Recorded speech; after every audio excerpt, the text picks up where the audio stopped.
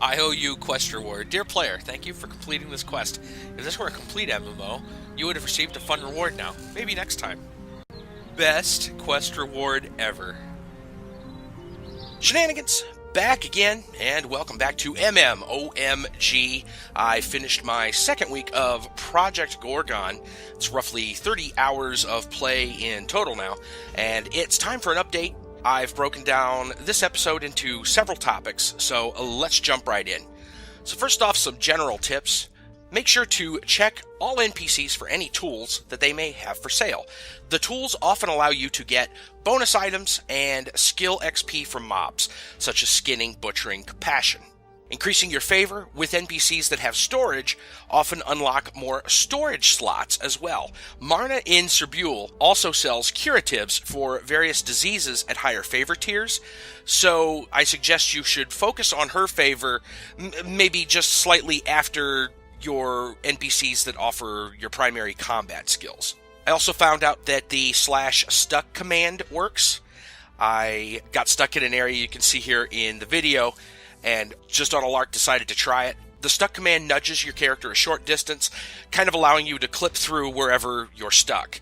Now currently this doesn't have any kind of a cooldown, and that's fine for now during kind of like the alpha testing phase, but I can see this being used probably really heavily for some kind of exploiting later on. And I hope they figure out a way to still give you the ability to be unstuck, but not allow you to kind of no-clip wherever you want. As far as exploration goes, I went to both Alta Buell and South Sir Buell this week. Alta Buell ended up not being quite as dangerous as I expected, but you do have to stay aware of your surroundings. There are some things there that can really take you down quick. There are at least 3 NPC hubs in Alta Buell that offer various quests, gear, and skills. Alta Buell also has an NPC that gives out kind of a kill X mob kind of quests, like kill 10 wolves or whatever. And that could be a nice bonus when you're already out farming mobs for drops or even combat skills, leveling your combat. If you're looking for better white gear, just no extra bonus vanilla gear, just go ahead and skip the vendor in the central town of Alta Buell and buy from the one just south over in Hogan's Keep. It's not that far away, it's not terribly dangerous to get there. The gear is significantly better. As for South Sir Buell, it has a handful of NPCs that offer new skills, but currently that zone just feels very underdeveloped. It's a lot less dangerous than Alta Buell, as long as you steer clear of the humanoids that inhabit the zone, as they tend to fight in groups of 2 or 3 or even more. Both South Sir Buell and Alta Buell introduced what you might call crowned mobs. They have this crown icon over their head, and killing those starts a hunting quest to kill 10 creatures of that type. And when you complete a hunting quest, you earn combat skill XP as well as the appropriate creature anatomy XP. It's a small bonus, but just like the other quest giver in Alta Buell, if you're spending time in the zones exploring or farming mobs and items, it's worth, just go ahead and picking up anyway. I wanted to talk a little bit about dungeons and community. Dungeons are reminiscent of maybe like, say, EverQuest 2, in that you can use them for farming mobs, loot, and XP, rather than running through them with a group and clearing it, as might be the case with a lot of theme park-style MMOs. I found that the dinosaur and slime section of the Sir Buell sewers was a really good place to get quest items like metal slabs, dinosaur scales, and sulfur. Dungeons do not include a map, but loot drops just across the board are kind of increased. Now, due to mob respawns, it's pretty easy to get trapped or overwhelmed by the enemies ahead of you, as well as those respawning from behind. So that's something to take into consideration. As for community as well as dungeons, the player community is currently very friendly and helpful. Players have accepted group requests in almost every dungeon I've entered so far, and most of them are kind enough to help you to get to quest objectives in those dungeons. Also, a player notified me recently of a site called Gorgon Explorer, which can be used to plan out your character's build in terms of skill bonuses. He explained that players have a lot of options for combat builds, but they require a lot of crafting and modifying of equipment, especially later on, which you might call end game. Briefly looking at Gorgon Explorer, its website, you can Google it, I could tell that you could invest a lot of time on a very deep system if you intend to get serious about your character's progression. So personally, in the first week, as far as progress goes, I felt the first week I was spending a lot of time waiting for power to regenerate. And I think that's going to be common amongst starting players in general. This is not really the case into the second week, largely due to buffs from better meals giving you better regen of health and power, as well as just an overall higher power value from, gear and leveling up the skills of your character. I'm leaning towards fire magic as my main combat skill.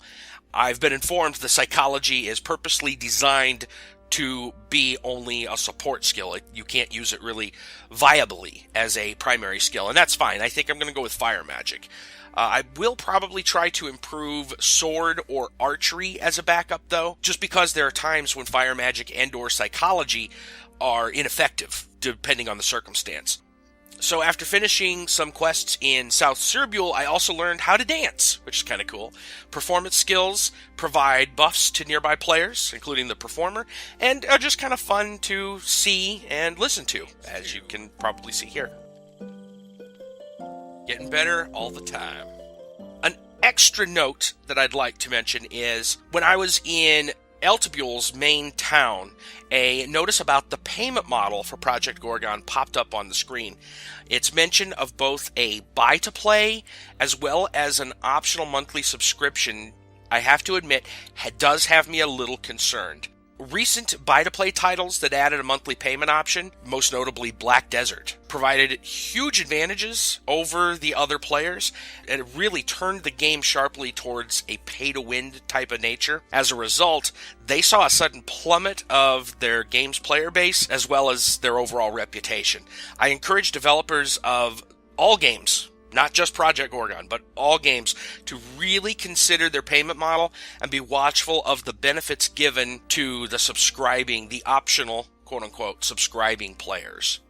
So I think that's just going to do it for this episode. Next week, I'd like to look into shapeshifting into different animals, as well as lycanthropy. Shapeshifting in Project Gorgon is a far more prominent feature than in most other MMOs, and I'd like to learn a little about it before, of course, I move on. Speaking of which, I encourage your suggestions for other MMOs to play in the coming months. Please leave your comments below.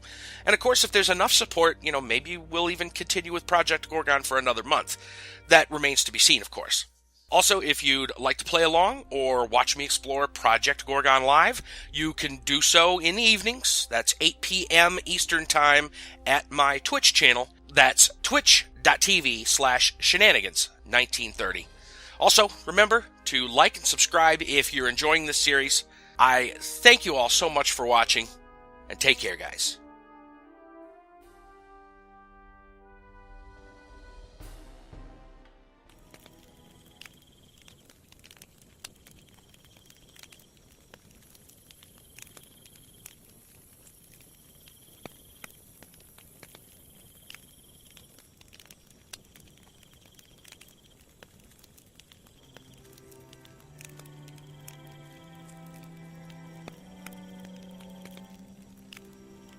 Hey guys, what's going on?